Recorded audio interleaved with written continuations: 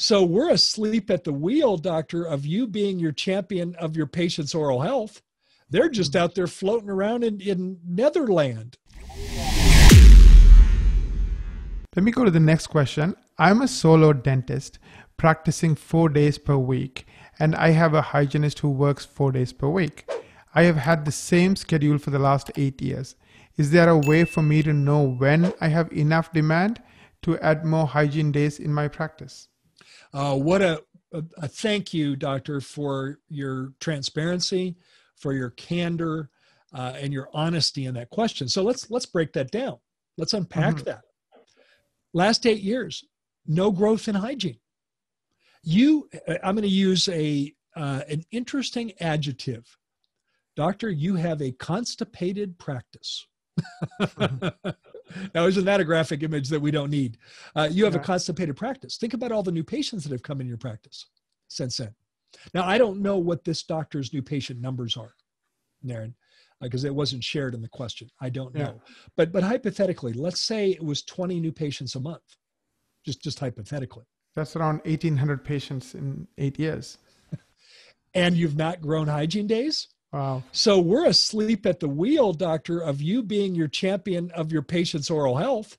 They're just out there floating around in Netherland, right? Yeah. So think about that for just a minute. So I appreciate your candor because you want to change. You want to make it different moving forward. And the specific question is there a way for me to know when I have enough demand to add more hygiene days in my practice? And the answer is yes. A very easy one. There's multiple ways, but let me share with you one of them. One of them is to look at that kept hygiene appointment ratio. When you're at 92% or more kept hygiene appointment, we likely have the demand to add another day, because that's an indication that, when we have an opening, they're able to fill it with the call list, that sort of thing.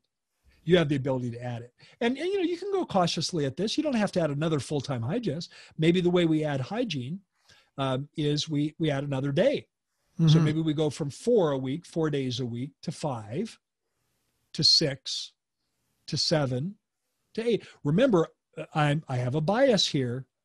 I am a big time advocate of a hygiene driven practice. The more activity you have in hygiene, doctor, the stronger your practice is. So I want to keep growing that. Now, you want slight tension when you add days. You want to have to stretch a little bit to fill it, but you don't want to add so much time in hygiene that you've got no ability to come close to that 92% filled. So Naren, let's say that you can fill 1 more day a week and you think you could fill 2. And you've got the perfect hygiene candidate that would love to work for you 2 days a week.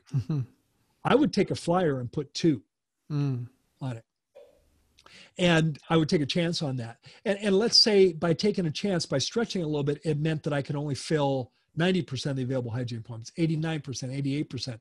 I'd be okay with that because we're trending in the right direction. Does that make sense, Naren? Yes, it does. Yeah.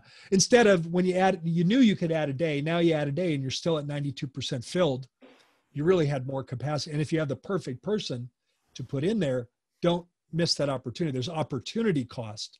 Don't miss that opportunity. Hey, thanks so much for watching this video. And if you found it helpful, leave a like, subscribe, and click the bell button so you'll be notified of any time we upload future videos. I think you'll enjoy our coming content. Thanks so much.